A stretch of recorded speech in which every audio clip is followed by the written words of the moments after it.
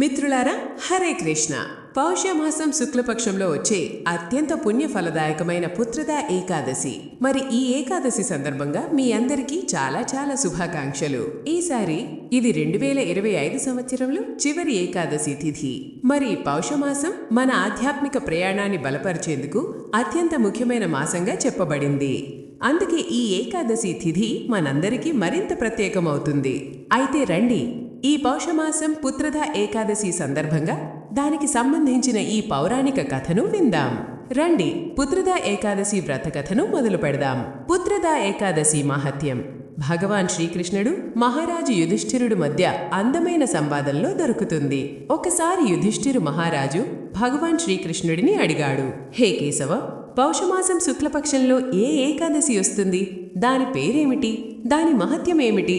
దానికి సంబంధించిన ఏదైనా చరిత్ర ఉంటే అది కూడా చెప్పండి అని. ఆ మాట విని భగవాన్ శ్రీకృష్ణుడు అన్నాడు, హే రాజా, పౌషమాసం శుక్లపక్షంలో వచ్చే ఏకాదశిని పుత్రదా ఏకాదశి అంటారు. ఈ ఏకాదశి వ్రతం పాటించడం వల్ల మనిషి అన్ని పాపాల్లో నశిస్తాయి. ఈ ఏకాదశి వ్రతం పాటించడం వల్ల మనిషి విద్వాంసుడు, విఖ్యాతుడవుతాడు. ఇప్పుడు ఈ ఏకాదశి శుభమహిమ విను. ఒకసారి సుకేతుమాను అనే రాజు భద్రావతి అనే రాజ్యంపై పరిపాలన చేసేవాడు. అతని రాణి పేరు శైబ్య. సంతాన సుఖం లేకపోవడం వల్ల రాజు, రాణి ఇద్దరూ చాలా బాధపడేవారు. ఎక్కువ సమయం శోకంలో గడిపేవారు. ఆ శోకాన్ని తొలగించడానికి ఇద్దరూ ధార్మిక కార్యాల్లో మునిగి ఉండేవారు. వాళ్ల పితృదేవతలు కూడా చాలా చింతించేవారు. ఎందుకంటే సుకేతుమాను తర్వాత ఎవరూ పిండదానం చేయరు కాబట్టి తన పితృదేవతల బాధను అర్థం చేసుకుని రాజు మరింత వ్యథపడేవాడు. మిత్రులతో, శుభాకాంక్షలతో, మంత్రులతో కలిసి ఏ ఆనందం అనుభవించేవాడు కాదు. అతను చాలా నిరాశ, నిరుత్సాహంలో మునిగిపోయాడు. సంతానం లేకపోవడం వల్ల మనిషి జీవితం వ్యర్థమైపోయిందనిపించేది. పుత్రుడు లేకపోవడం వల్ల దేవతలు, పితృదేవతలు మనుష్యుల పట్ల రుణం నుంచి ముక్తి పొందలేననిపించేది.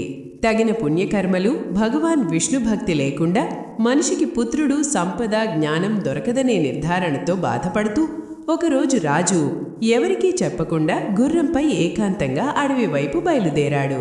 రాజు సుకేతుమాను అడవిలోకి ప్రవేశించాడు. అక్కడ అనేక రకాల జంతువులు, పక్షులు నివసిస్తుంటాయి. అడవిలో తిరుగుతూ అతను చాలా అలసిపోయాడు. చాలా దాహం కూడా వేసింది.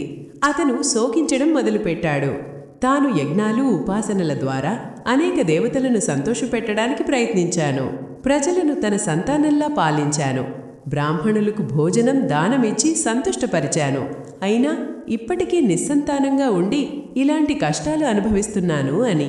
ఇలాంటి ఆలోచనల్లో మునిగి ఉన్న రాజు కమల పుష్పాలతో నిండిన అందమైన సరస్సు దగ్గరకు వెళ్లాడు. ఆ సరస్సు నీటిలో అనేక రకాల పక్షులు ఆటలాడుతున్నాయి. సరస్సు ఒడ్డున కొంతమంది సాధువులు వైదిక మంత్రాలు ఉచ్చరిస్తూ కనిపించారు. ఇది చూసి రాజు తక్షణం గుర్రం నుంచి దిగి ఒక్కొక్కరికి ప్రణామం చేశాడు. రాజు ఇలా మర్యాదగా ప్రవర్తించడం చూసి సాధువులంతా చాలా సంతోషించారు. వాళ్ళు రాజుతో అన్నారు, హే రాజా, మేము నీపై సంతోషించాము. దయచేసి మాకేదో వరం అడుగు. అప్పుడు రాజు అడిగాడు, మీరంతా ఎవరు? ఈ సరస్సు దగ్గర ఎందుకొచ్చారు?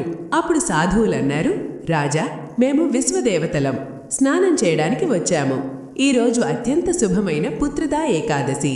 పుత్రుడు కోరుకునేవాడు ఈ ఏకాదశి వ్రతం పాటిస్తే తప్పకుండా సంతానం దొరుకుతుంది. ఋషుల మాట విని రాజు చాలా ఆనందించాడు. సాధువులతో అన్నాడు, హే సాధువులారా, నేను సంతానం కోసం అనేక ప్రయత్నాలు చేశాను. కానీ ఇప్పటివరకు సఫలం కాలేదు. మీరు నాపై సంతోషంగా ఉంటే నాకు అందమైన సంతానం ఆశీర్వాదం ఇవ్వండి. అప్పుడు సాధువులు అన్నారు, హే రాజా, ఈరోజు పుత్రదా ఏకాదశి. శ్రద్ధగా, భక్తితో ఈ పుత్రదా ఏకాదశి వ్రతం పాటించు.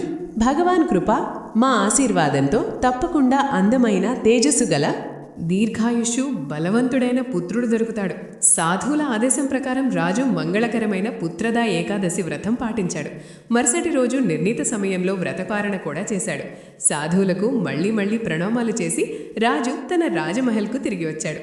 కొంతకాలం తర్వాత రాణి శైబ్య గర్భవతి అయింది. వ్రతపాటన వల్ల రాజు సుకేతుకు పుణ్యవంతుడు తేజస్సుగల పుత్రుడు దొరికాడు.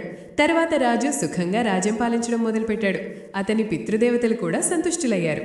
ఈ కథ ముగిస్తూ భగవాన్ శ్రీకృష్ణుడు అన్నాడు, హే రాజా యుధిష్ఠిరా, ఈ పుత్రదా ఏకాదశి పాటన వల్ల మనిషికి సంతానం, స్వర్గలోకం రెండూ దొరుకుతాయి.